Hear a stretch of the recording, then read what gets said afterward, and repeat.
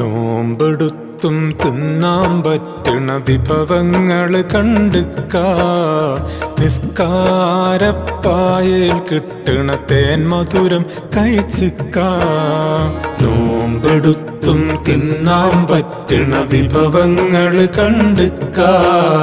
നിസ്കാരപ്പായയിൽ കിട്ടണ തേൻ മധുരം കഴിച്ചിക്കാ. സ്വതക്കാത്ത് കൊടുത്താൽ കൂടണ മൊഞ്ചഴകില് നടന്നിക്കാ.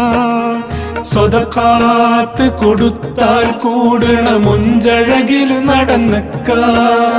കലിമാത്ത് തൗഹീദിൻ രുചി അതിലെല്ലാം അറിഞ്ഞിക്കാ. നോമ്പെടുത്തും തിന്നാൻ പറ്റണ വിഭവങ്ങള് കണ്ടുക്കാ.